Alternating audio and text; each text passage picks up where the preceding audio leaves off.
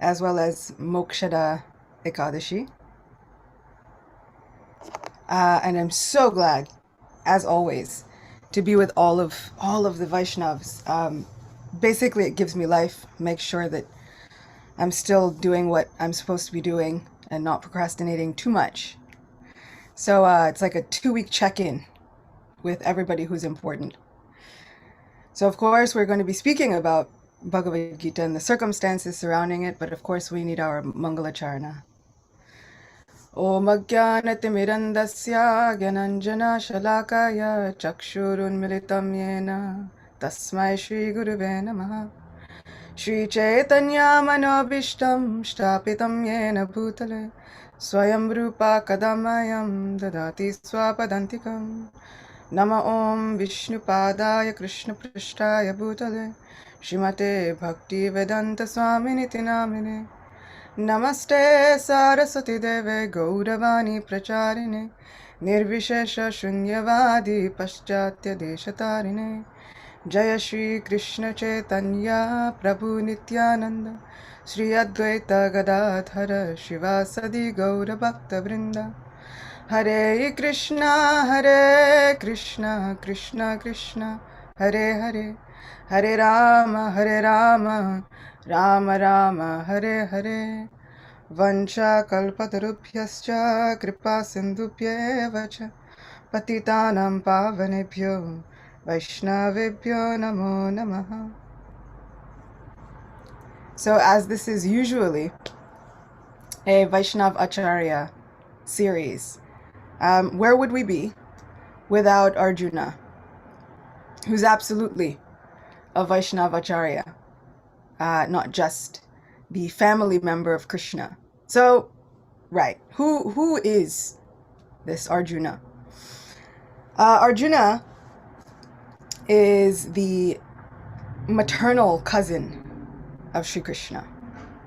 So Vasudeva, the father of Sri Krishna, has a sister.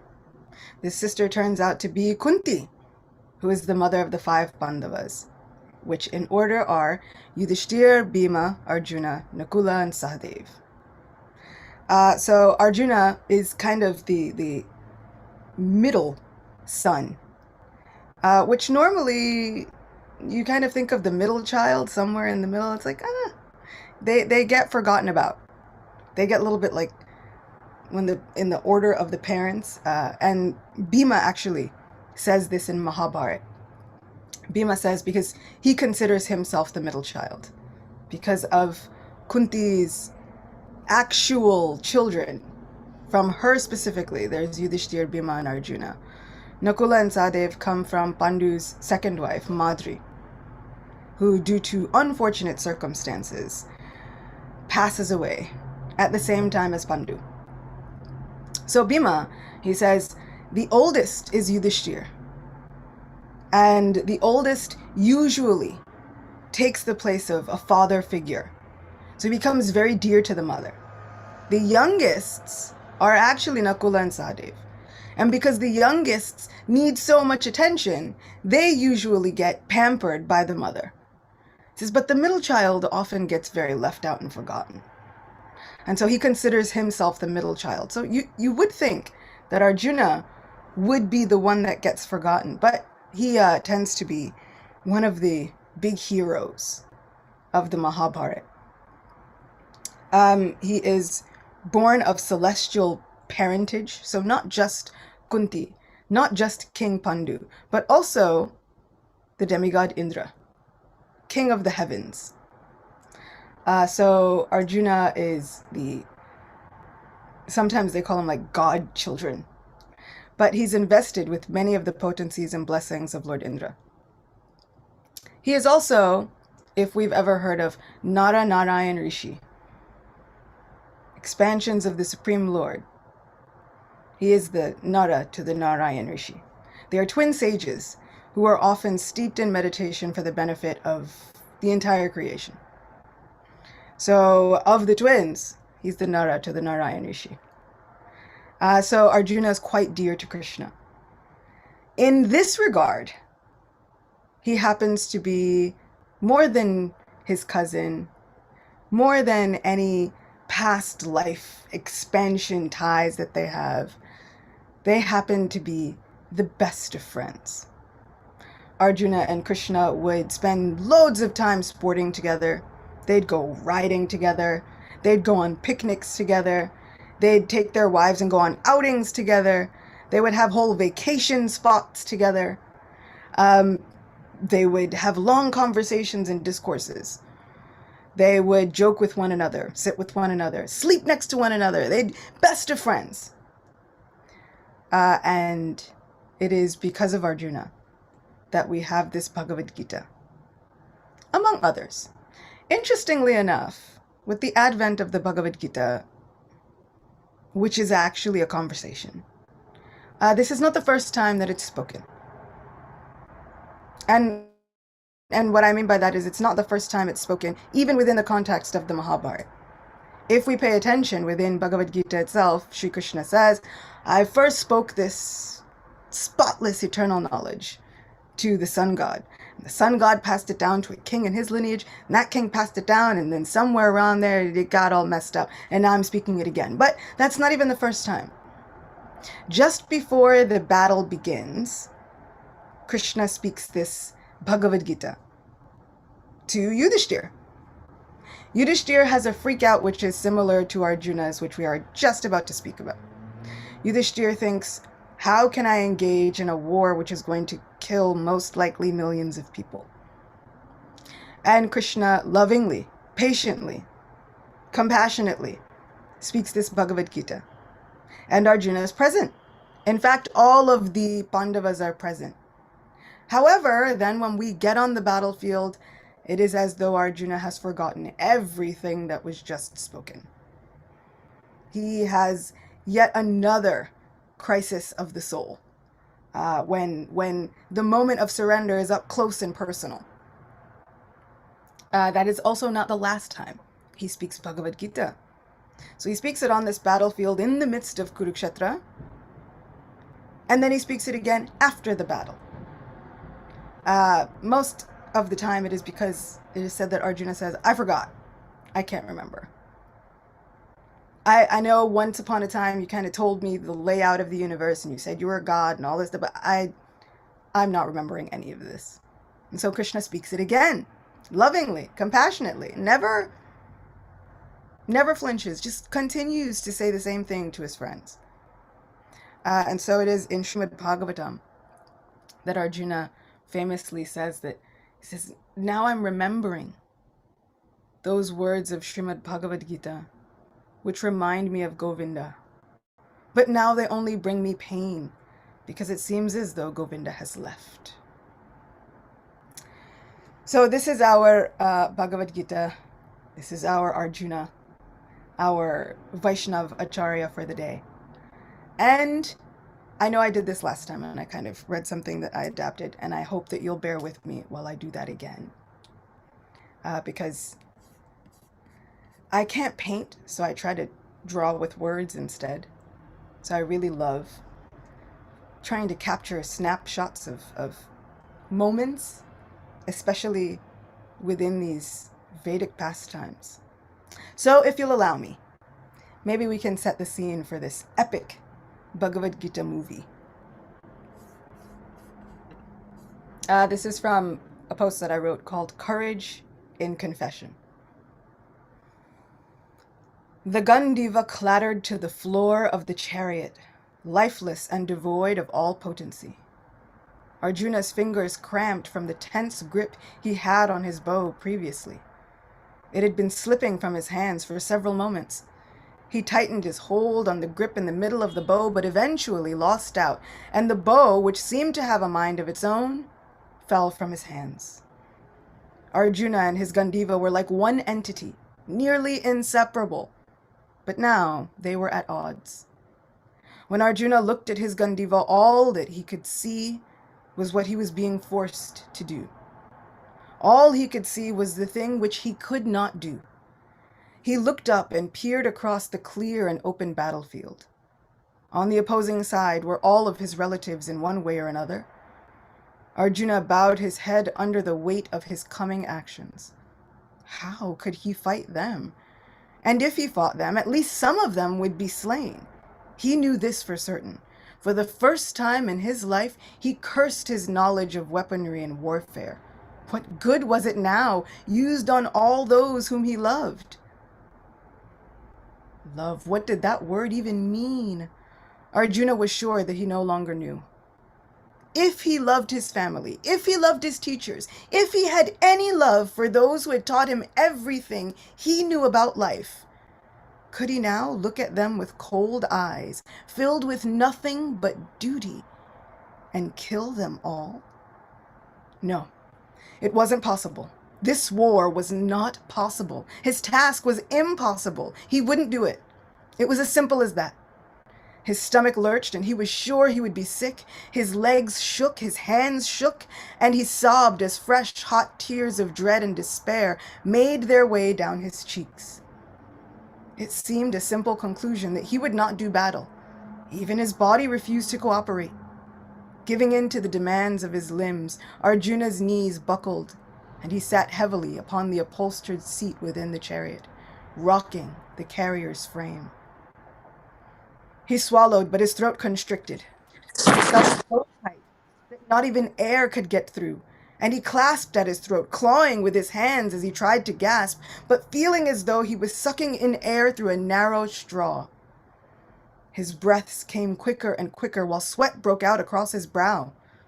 This was impossible. He was one of the best warriors of his time, and now he would go down in history as a monster. Men would be left lifeless. Women and children would be left without the heads of their families. The loves of their lives would be ripped from them, and they would all look to him as the cause. They would blame him. Arjuna would blame himself. His head held in his hands, feeling the full weight of the crown on his head, a crown which came at a terrible price. He spoke in a quiet, sorrowful voice. "O Govinda, I shall not fight."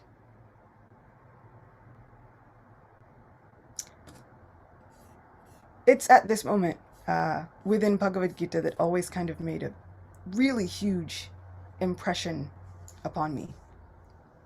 Arjuna's having what would later be known as like one of the most famous panic attacks in all of history.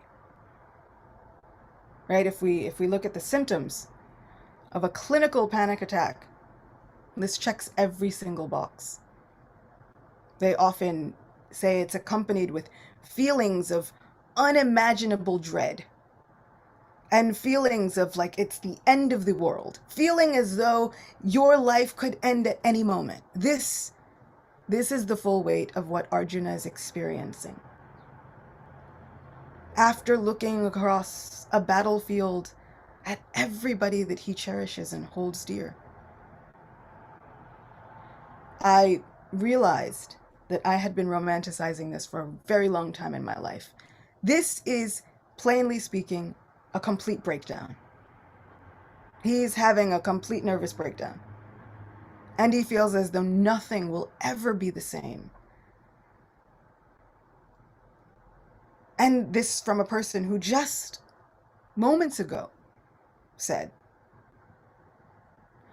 "O wonderful Lord, O best friend, O infallible one, please draw my chariot in the midst of the battlefield so that I may see who is assembled here to fight, to please the evil-minded son of Dhritarashtra." It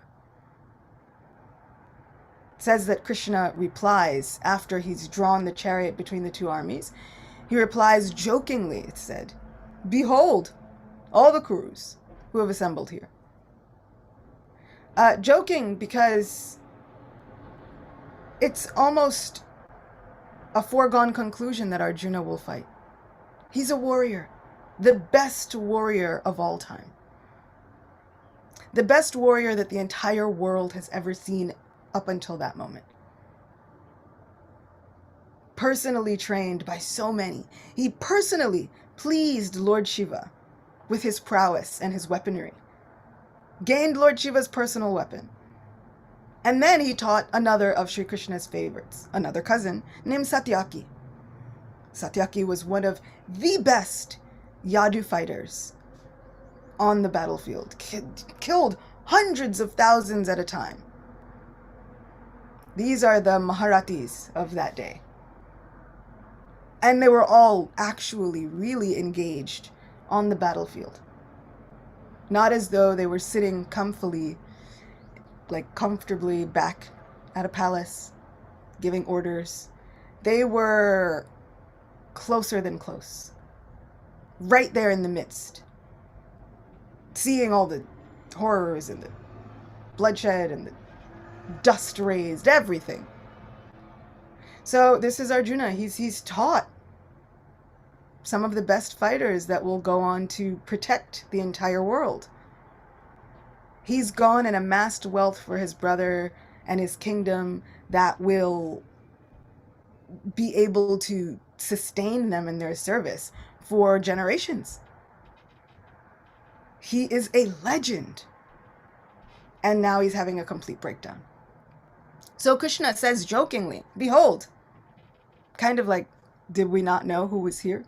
Like, we had a conference already. We already knew. We knew which soldiers they were bringing, how many of the soldiers, we knew everything. Also jokingly, because he calls him, O son of Pritha, like reminding him of their familial relationship. Like, what are you going to do? Run away? We're already here now. Little do we know that later on, just a few moments later, Arjuna will be having this breakdown and will want to do exactly that, run away. And so Krishna is now astonished. How have these impurities come upon you? And not as though somehow Arjuna is made impure by this moment of compassion, but Krishna is really saying, like, how did this happen to you, bro? Like, what's happening? This is not you. You remember who you are. This is what we do as a family. We establish righteousness and justice. We fight for the rights of others. This is what we do. We're protectors and administrators. It's what our life is for. Since the time that they were born, Kshatriyas grow up with a code of knowing that their life belongs to this service of being an administrator. They know that at any moment they could lay down their lives on the battlefield, and then this becomes desired. It's like the best kind of way for a warrior to go. Fulfilling his purpose on the battlefield. Or their purpose on the battlefield, because apparently being a warrior on the battlefield was not simply restricted to men at that time. There's several warrior queens. But the best thing is for them to give their lives in the service of protecting others, establishing righteousness, bringing forth justice for future generations, and now Arjuna wants to turn his back on the entire thing. What good is it? What good is that? What good is a kingdom that I've gained by killing everybody that I love? How can I live with myself? How is anybody else going to live with me? What will they think about me? What will I think about myself? And Arjuna says a very famous verse, which I've come to rely on so many times in my life, so many times a day. I feel like it's one of those verses that we wake up in the morning, just recite it. It says, now I am confused about my duty, and I've lost every bit of my composure due to this weakness, which is robbing me of everything that I hold dear. Now I'm asking you to tell me for certain. Don't give me any of your clever riddles. Because Krishna is known for speaking indirectly. He's like, tell me for certain what's best for me. Now I'm your disciple and a soul surrendered unto you. It is this verse that I cling to when I feel as though life is going and I have no idea what I'm doing. No idea which direction I'm going. I have no idea where to even place my next step. Luckily for us, Arjuna has a massive breakdown. And he's allowed us to know about this breakdown, remember this breakdown, and have a celebration about it every year. Which is why this session is called Through Breakdowns to Blessings. His breakdown becomes the greatest blessing of our entire lives. If we had nothing else but Bhagavad Gita, if we didn't even have Srimad Bhagavatam, if we didn't have anything else but the Bhagavad Gita, it would be enough. The Gita Mahatmya, spoken lovingly by Lord Shiva to Parvati Devi, his wife, extols the unlimited glories of the Bhagavad Gita. There are benedictions for every chapter read, benedictions that come with even reading one verse, half a verse, a quarter of a verse, just one line. There are so many stories of people who have been liberated from all kinds of calamities, obstacles, curses, all kinds of things, just from remembering one line of one verse from Bhagavad Gita. So if we can just remember one line, English, Sanskrit, doesn't matter. Doesn't even matter. Like, whatever language it is, doesn't matter. Krishna will figure it out. He is famously known as one who can understand all languages, including those of the animals. So it doesn't matter. If we just take a moment to remember just one line, that is enough.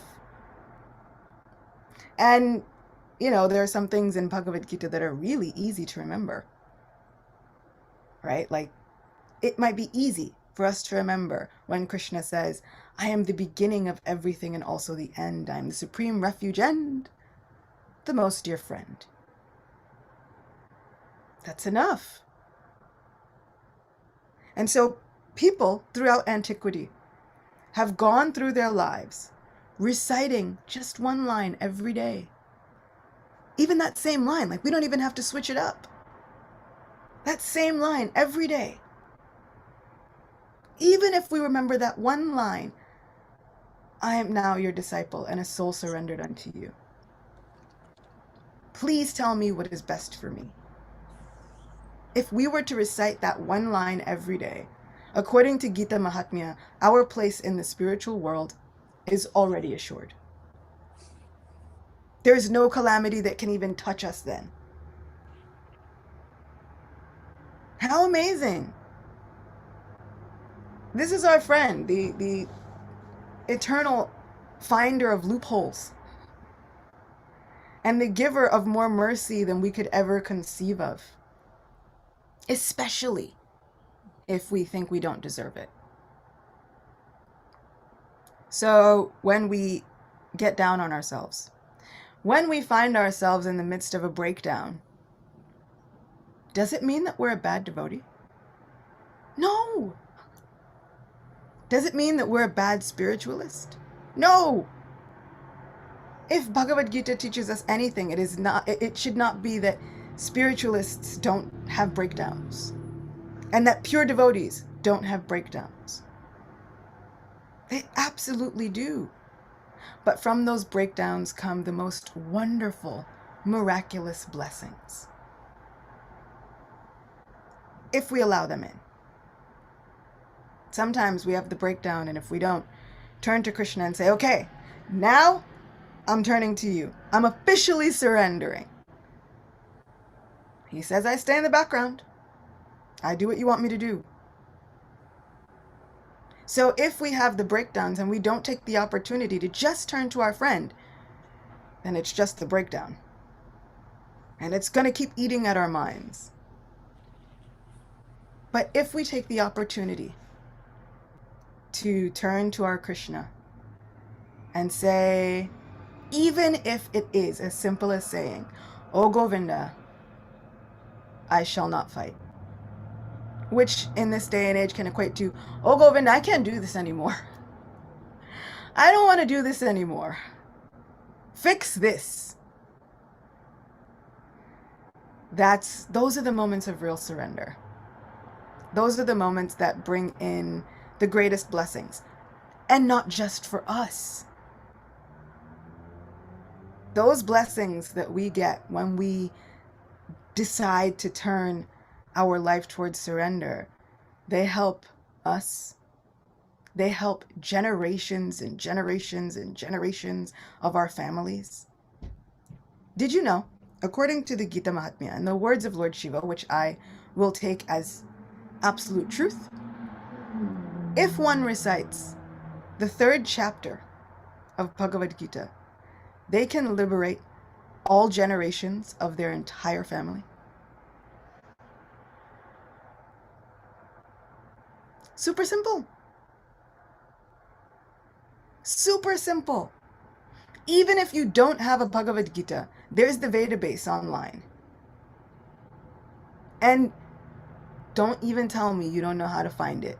Because as tech savvy as we all are in this Zoom room right now, we will figure out how to ask Siri or figure out how to get that Bhagavad Gita. So all we have to do, even just the English. There was the story of a person who wanted to liberate all the generations of their family, and they recited the 3rd chapter, and all the generations of their family were liberated. And when they heard that that was happening, what they said was, you know what? I'm going to keep chanting this 3rd chapter until all residents in any condition of hellish life or in hellish planets are all liberated. Our Lord said, so be it. He was more than happy to accommodate that blessing.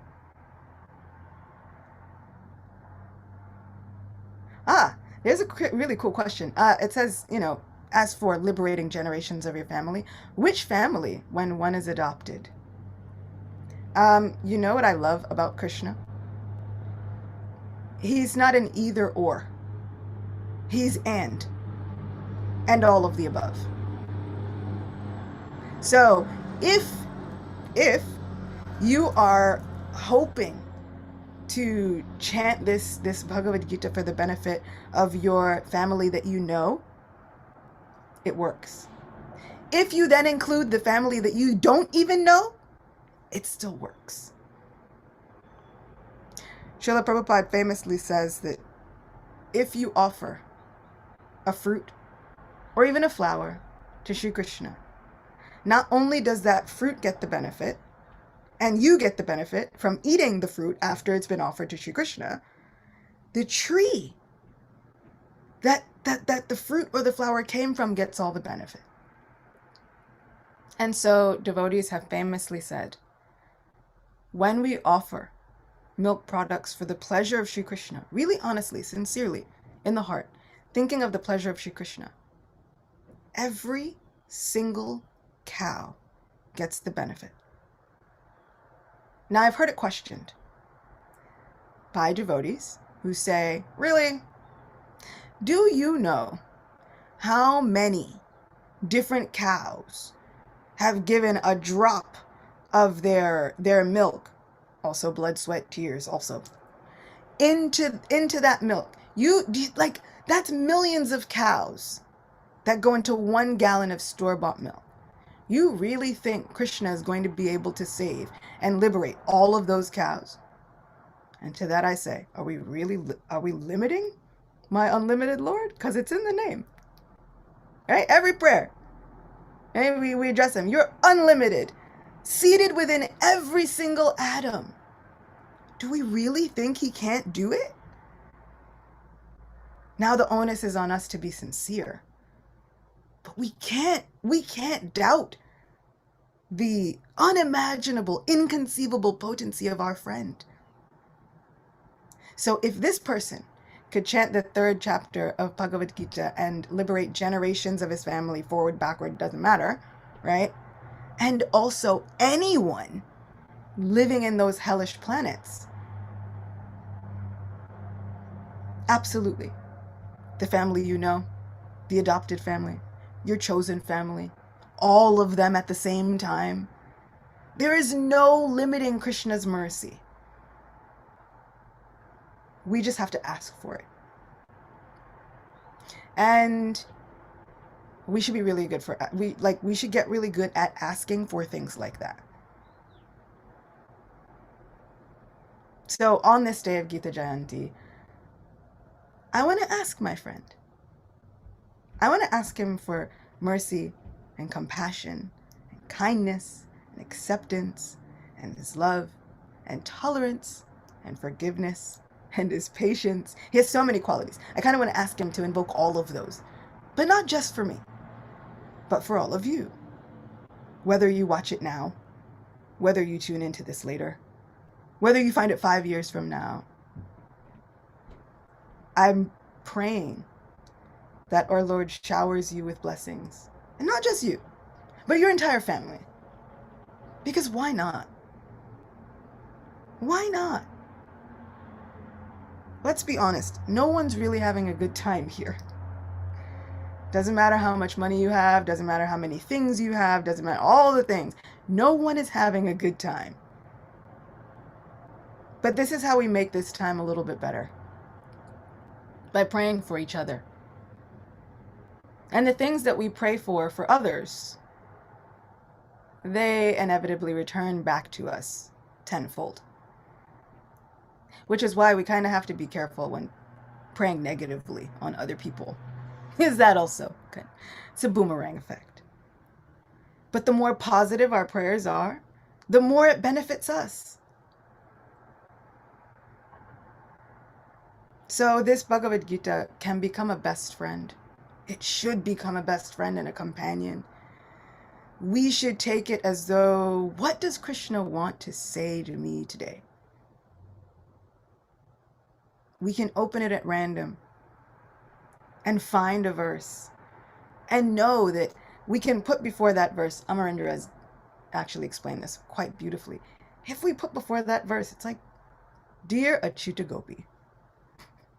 You get a whole verse, you get a whole purport. It's like, love Govinda and Srila Prabhupada. How much more different would my reading be? I guarantee you, I'd probably pay a lot more attention. And it doesn't even take the entire Bhagavad Gita to make a difference. If Krishna can grant us all of these blessings and more with just one line from one verse, imagine we throw our whole hearts into whole chapters, getting to the heart of really, what is Krishna talking about? How is he trying to calm Arjuna?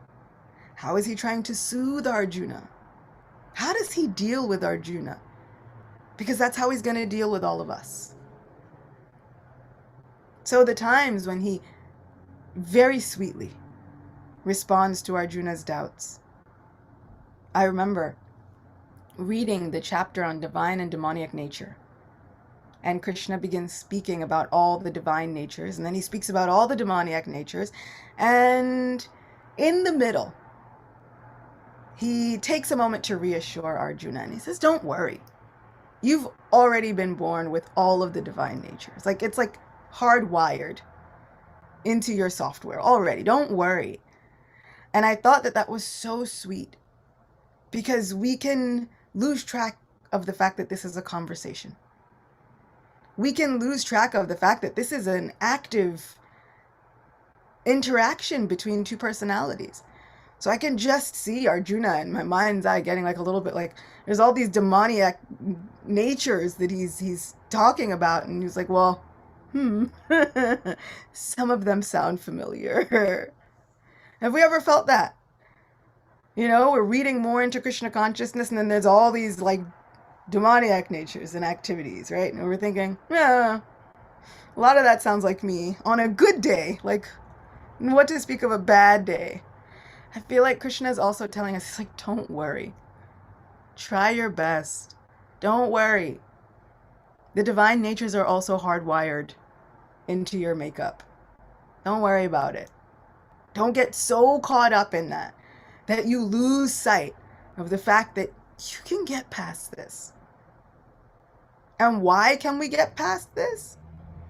How many times? Oh, my favorite lines. I'm telling you this because you are my devotee, but also because you are my very dear friend. The times when he says, I promise you this because you are my friend. These are the things that like set my soul on fire and make me think, you know what? All right, fine. No matter how many times he troubles me, Krishna's a pretty stand-up guy. I'll stay.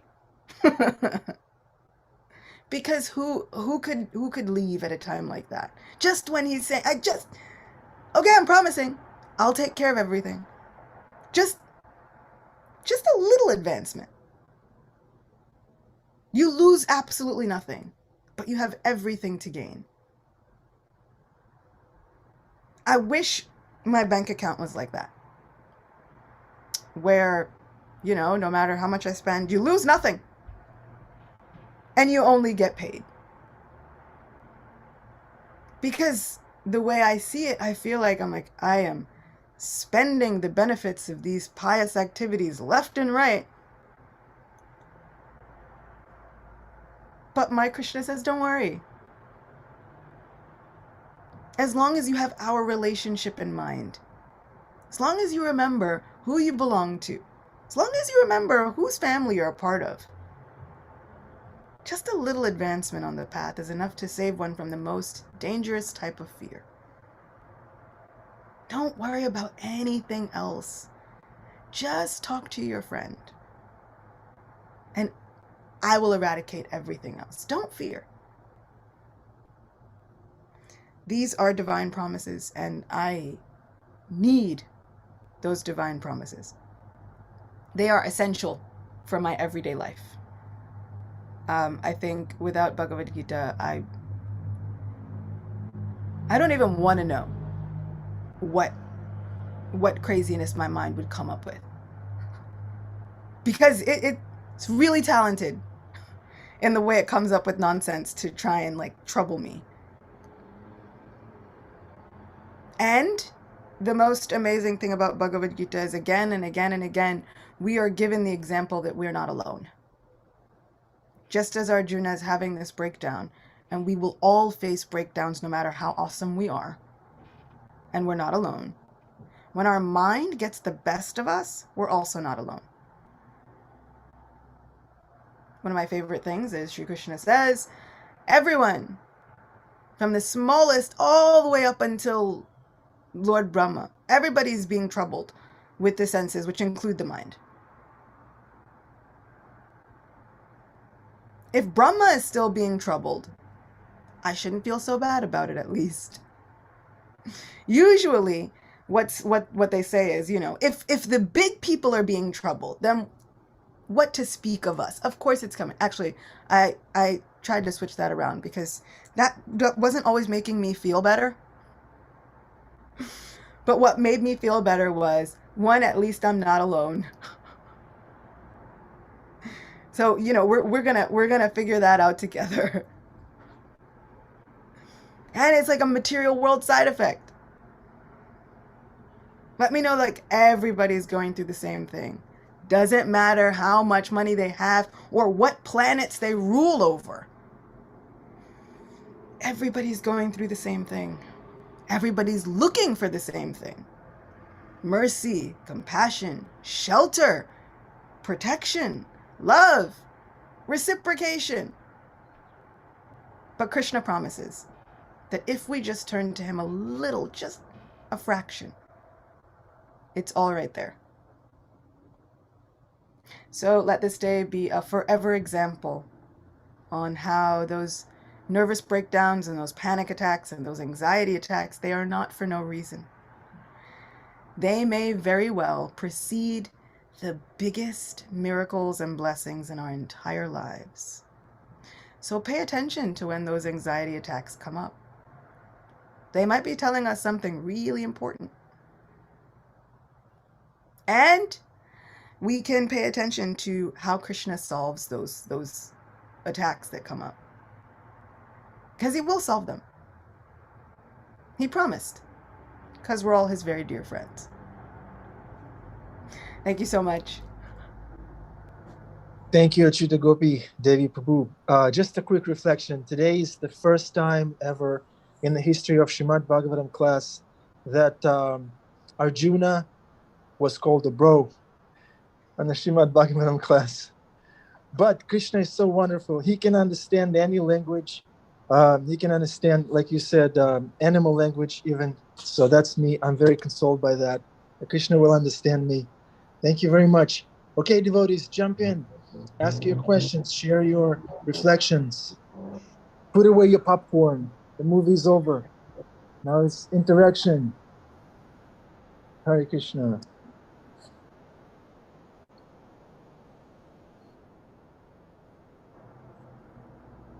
Okay. Angil in the chat board says, I give up. I give up. I surrender to Krishna, I guess. Isabel says, thank you, wonderful class. Hare Krishna. Hemangi says, such a blissful class as always. Hare Krishna. Andrea says, good morning. Missed your daily good mornings. Hare Krishna. Okay. I'm talking too much. Come on, devotees. Don't be shy. Well, we have a couple of hands raised, it looks like. Yeah. Athena, Shikshashtaka. Go ahead, Athena. And be brief. We have other people. Shikshashtaka, Prabhu. Please let Shikshashtaka Prabhu go first. Thank you so much.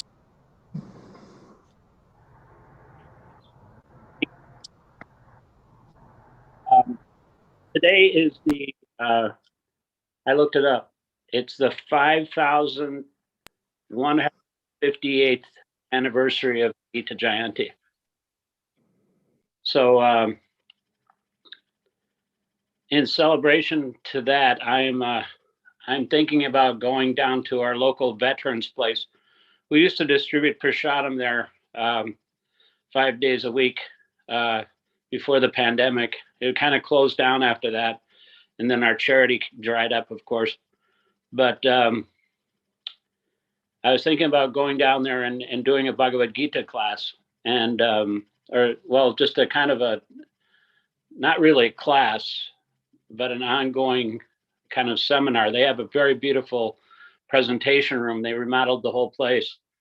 And I used to give Bhagavad Gitas to the inmates. They're all homeless veterans. And if you're homeless, you have a lot of problems. You've got drug and alcohol problems, PTSD, you've got all kinds of problems. You got 99 problems. So I was thinking about doing some kind of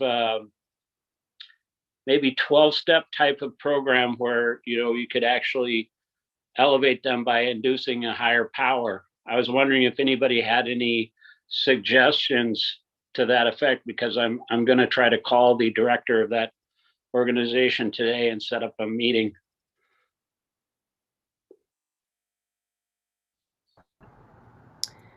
You know who's really good with connecting 12-step program with Bhagavad Gita is Doyle Gurunga. He's so good at that. So if you have the opportunity, I would definitely reach out to him just to see if he had any ideas or any advice or anything he could pitch in with. Mm-hmm. Okay. Thank you.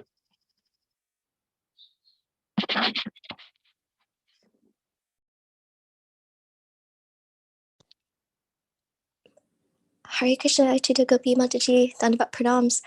Thank you so much for such a wonderful class. Always so engaging. I would love, I don't know if you contemplated this. I actually have a few questions, but when we know that Krishna only descends once in a kalpa, which I think is like 1,000 cycles, which is, we are so lucky.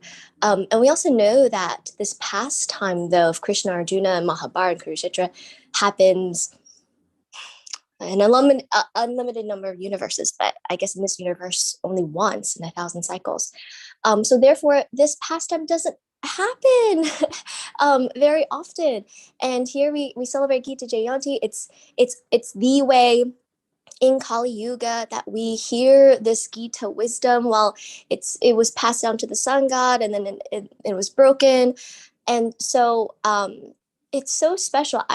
I'm curious how in all these other yugas, how is this Gita wisdom celebrated, or Gita Jayanti, or passed down, given that this pastime only happens once in 1,000 cycles? Thank you. Yeah, kind of impresses upon us like why it's a big deal to celebrate it. So, that question was kind of asked also, like because it's this specific time, Krishna and then Mahaprabhu, right? So they've also asked Srila Prabhupada, like, what happens then? And he says, well, the Yuga Dharma is still chanting. So this Bhagavad Gita will still kind of be there. He's like, but it's not disseminated in the same way. And there's a lecture. Srila Prabhupada says, don't like, in essence, he says, don't like mess around with this life. Don't fool around with this life thinking, it's okay. Even if it doesn't work out this time, I'll get another human birth and it'll be fine. Because he says there's no telling how much time between our lives, and there's no telling. So, it's like whenever and wherever, right? Literally whenever, wherever. So there's no telling how much time in between lives, and there's no telling where. So the next time we could find ourselves in a very aristocratic spiritual family, but in a place on a planet where Krishna has not appeared. And we kind of got to just like figure out Bhagavad Gita through some other means. There are sections of our Vedic scriptures, and they say we should understand that even when there are avatars that come, Sri Krishna never really has to do anything. Right? He's not obligated to do anything. Even when he says he's obligated, he's not really obligated to do anything. As the source of all avatars, there's nothing he has to do. So when he decides to make his advent, specifically his, we should understand that it is the most fortunate thing that we could come in contact with. We should understand that it is due to his causeless mercy. And we should realize how fortunate we are. And when I kind of read that, it's like, it kind of really sunk in. And I was like, yeah, you're right. Because I take Krishna for granted. I've known Krishna for so long, I take it for granted. Yeah, he shows up. He comes to save the day, he does the things, it's fine. But there are times where they have a blackish incarnation, but it's not Krishna. They have a golden incarnation, but it's not Mahaprabhu. And then living entities have to kind of figure it out without this ocean of mercy. So yeah, Bhagavad Gita will continue to be spoken, and the universe will continue to whisper about the magic of Bhagavad Gita. But we are so fortunate that we are here just within 5,185 years, 58 years, 85 years, 58 years. 5,100, give or take a few years. We're so close. It feels far, but we are so close. Considering how living entities like Lord Brahma and Indradev, they wait. They wait and they wait and they wait. Indra himself, he says, in one day of Brahma, 14 Indras like me come and go. 14. So it is our unimaginable good fortune. Gogovinda Maharaj used to use the term when good fortune arises. Right? For us to understand when Mahaprabhu is here, when we have Sri Krishna, when we have all of these resources, it is our greatest fortune. And we can appreciate that good fortune by allowing our hearts to fill up and then overflow. Meaning, drink it. Drink the nectar of all of these pastimes to our heart's content, which will never be contented. Drink it and then let it overflow. Tell other people. Just because we are so convinced of our unimaginable good fortune, that yes, exactly like you said, there are people somewhere that don't have this. There are so many Earth planets. Ours happens to be the one that is benedicted right now. So let's take this life seriously. Let's take this opportunity as seriously as possible. And understand that, yeah, it doesn't mean that we're not going to get sidetracked. It's the nature of what and who we are. But let's take it seriously and remember that we want to head back to our best friend as quickly as possible. And take as many people with us as we can.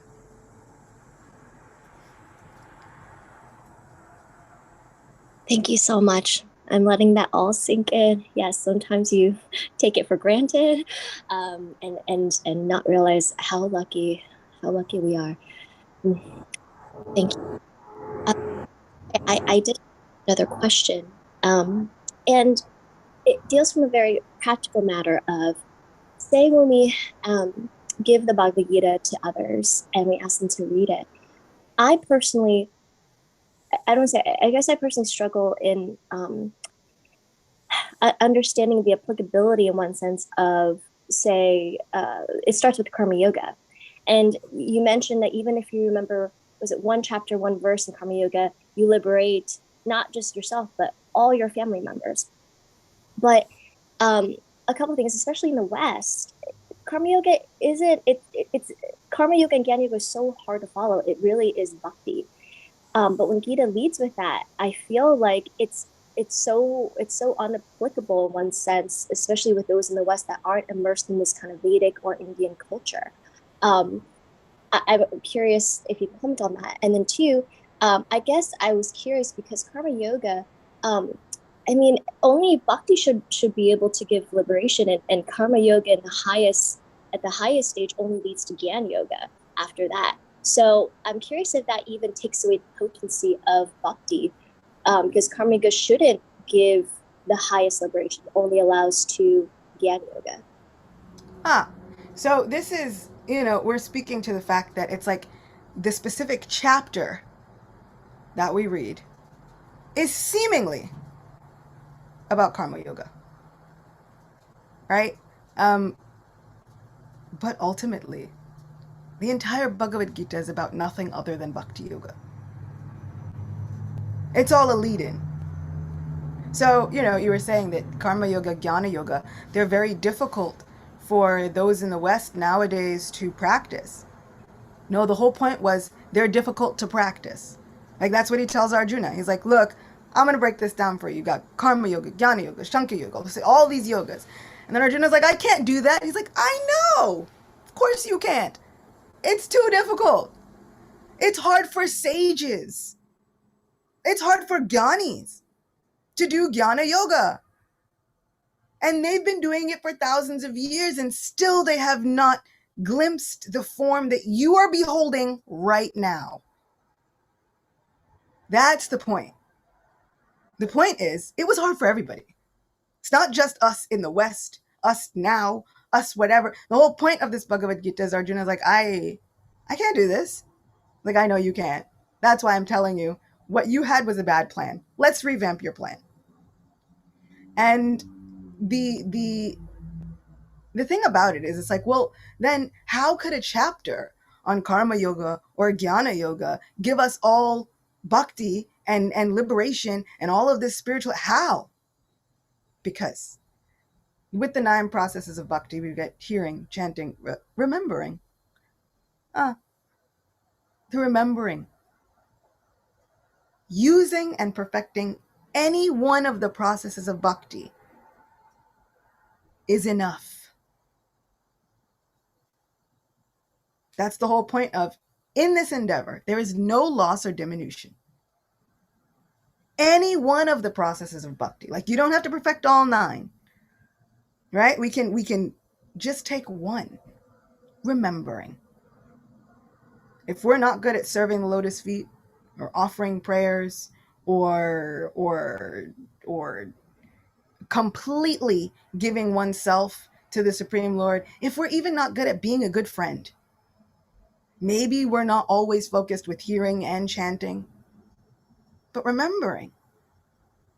It's said that Gajendra the elephant, when he was reciting those prayers, what's actually said to have happened is that Gajendra, as an elephant, simply remembers his previous birth as a great king Indradyumna. And he remembers that he served a deity of the Supreme Lord. He simply remembers the Supreme Lord. And then the Lord dives into the heart of Gajendra, extracts the prayers that he used to say, and applies them to this current situation. That's our unfathomable, infallible, unlimited, supremely merciful best friend. If we just remember him, which this entire Bhagavad Gita, we might think it has to do with karma yoga, but the entire thing, Sri Bhagavan Uvacha, so Krishna then says. And at that moment, sometimes our mind gets caught up. Oh, Krishna said, but he's so handsome. And the way he says things. Or Arjuna said, and it's like, oh man, yeah. I mean, he was amazing. And if he can't do it, then of course, like, what do I do? I don't know. But they're having a conversation for our benefit. So just remembering is enough.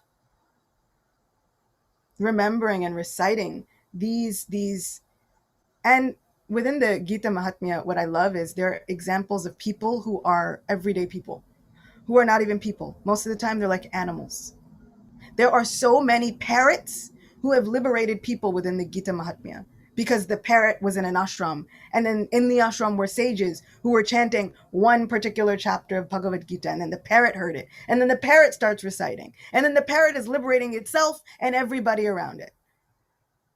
The parrot doesn't understand. The parrot doesn't need to understand.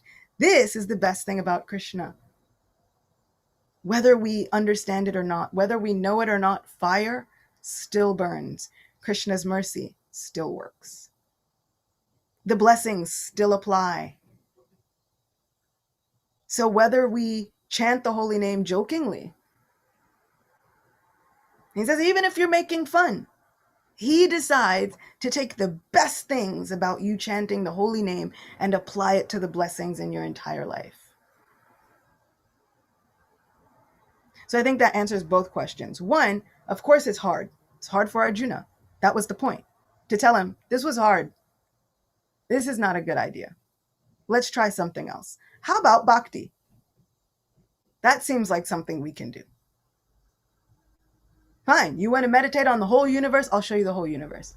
Then Arjuna's freaking out. Whoa, whoa, whoa, I can't take the whole universe. I know. That's what I said. It's okay, don't worry. Just think of me as your friend. Right here, right now, that's it. And how could a chapter seemingly about karma yoga or jnana yoga somehow give us all of the boons and the benedictions of bhakti yoga? In ending the answer to this question, famously, there was an illiterate man, and he was in a temple. Sri Chaitanya Mahaprabhu comes upon him, and this illiterate man is reading the Bhagavad Gita. The book is upside down. Not even looking at it, but he's reciting it. Mahaprabhu says, my dear sir, what are you doing? He says, my guru told me that I should read Bhagavad Gita, so that's what I'm doing. He says, but you don't look like you can read. I can't read. But when I hold these pages and I think about the Bhagavad Gita, all I can think of is Krishna comforting his dear friend. And I cry streams and streams of tears thinking of Krishna and Arjuna on the battlefield. More than words, all I can do is see the vision of Sri Krishna with dust filling his hair. that reddish dust of Kurukshetra. All I can do is see that vision before me. And Sri Chaitanya Mahaprabhu embraces this illiterate Brahmin and says, you are gaining the complete essence of Bhagavad Gita. You are getting all of the benedictions of Bhakti Yoga. You are the real devotee and the real preacher of Bhagavad Gita. Not the person who can quote every Sanskrit mantra properly in the perfect meter at the perfect time. If it's unaccompanied by the feeling of seeing that divine vision of Krishna comforting his friend, it doesn't completely satisfy the heart, which gives me great hope, because sometimes I can't understand all the things that they're talking about. But I can hold that vision in my mind. Two friends, one crying, the other one saying, don't worry. You just stick with me and I'll do everything else for you. Jai, thank you so much. That was such an amazing, incredible answer. Thank you so much. Hare Krishna.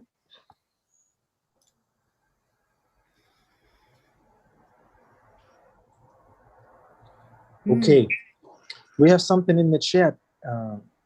Bhima Prabhu, would you like to say something, or you want us to read it? Please say something. Bhima Prabhu, Hare Krishna, unmute yourself.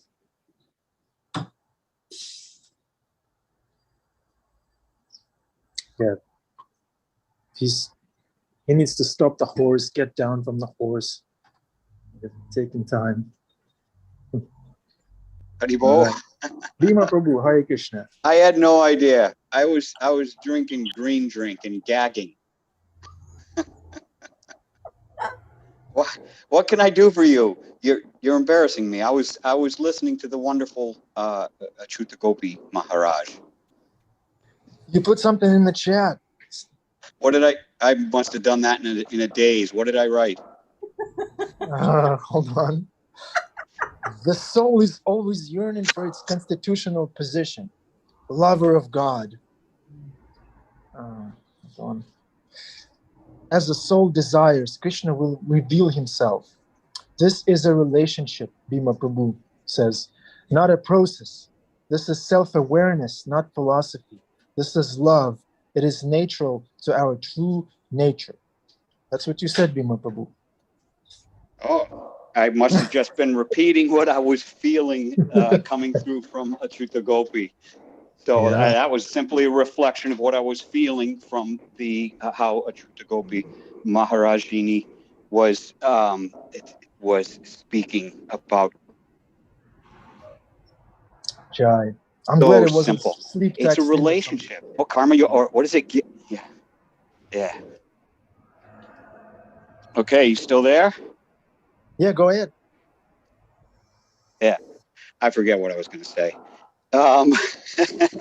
Anyways, it is what it is, and it's just so simple. We don't need to complicate things. Prabhupada said, when somebody asked him once, Prabhupada, during a lecture, how long does it take you to know Krishna, and of course to know and to love? And Krishna and Prabhupada said, 1 moment. Now, of course, it's not that easy, but it is that easy, because all we have to do is get out of the way.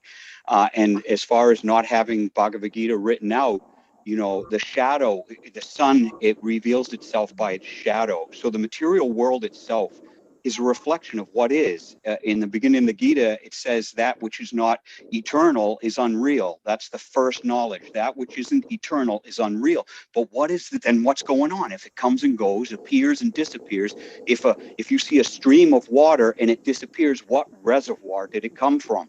So that's Krishna. And when you see all the beauty, and of course the majestic awe, fear producing universal form, this is all a reflection of Krishna. And then you just say, hey, I bet, why am I not falling in love with this one here?